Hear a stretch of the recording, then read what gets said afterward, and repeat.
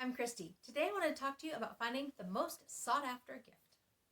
Now, finding the perfect gift. It's the goal of every gift giver at this time of year.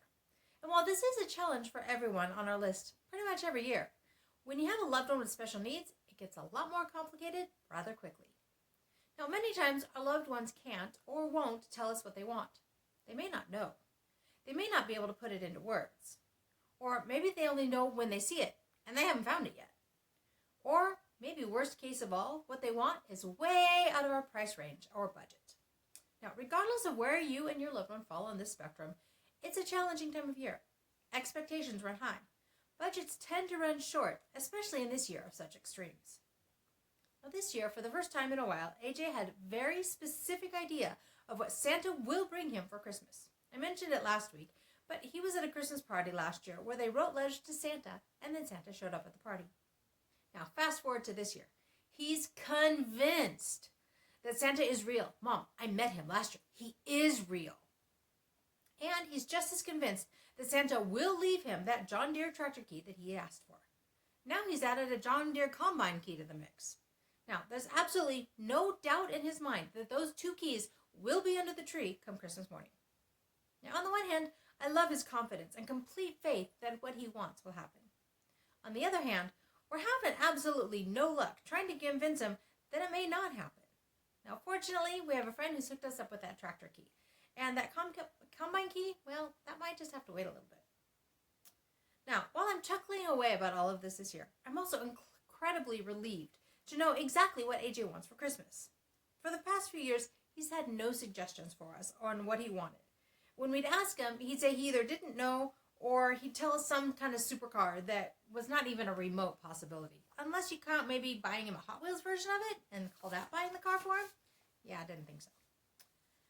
We always managed to come up with something for him, and he almost always enjoyed it and was glad to have it. But it was also complicated because we had to give other family members ideas as well. So how do you find the perfect gift if the other person can't give you any ideas? Well, I talked about gift giving to individuals with special needs in my holiday series last year. I've got a link to that post specifically on gifts in the blog. You can find that at www.havenofhopeforme.com. This post originally posted in December of 2020. Now, hopefully that blog post from last year provides you with a few ideas. I think I covered things reasonably thoroughly there. This year, we've decided to go with a theme for AJ's Christmas.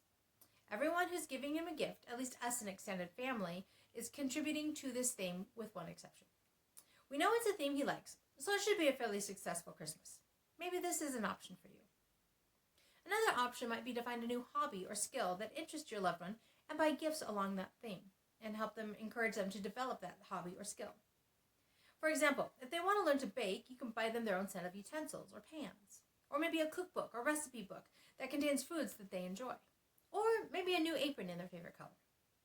If your loved one is about to embark on a new adventure or phase in life, maybe things that will help set them up for this new fill in the blank will be good options. Now, this is kind of like when somebody moves into a new house or their first house and people bring housewarming gifts. A final option I came up with is to think about experiences that your loved one would enjoy. Do they enjoy going to the mall? Maybe you can take them shopping and make it a special day.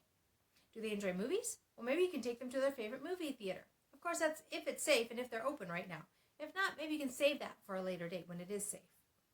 Or maybe just taking a car ride to look at Christmas lights several evenings is what they'll most enjoy. Now, I know this pandemic has really put a kink on many of our plans this year. Travel is nearly non-existent. Shopping is difficult. Meeting with others, sometimes even other family members, is not recommended for many of us. And we're encouraged to just stay home. But I'd encourage you not to let that dampen your Christmas spirit. At least for me, Christmas is not about gifts. Okay, part of it is about gifts, let's be honest there.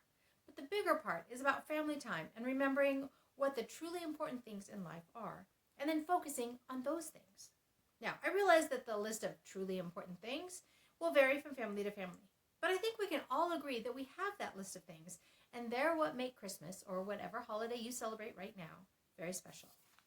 So my question for you this week is this. How do you decide on gifts for your loved one? Do you have any secrets or tips that you'd like to share? I'd love to hear about it. You can leave me a comment below, or you can leave me a comment over on the blog.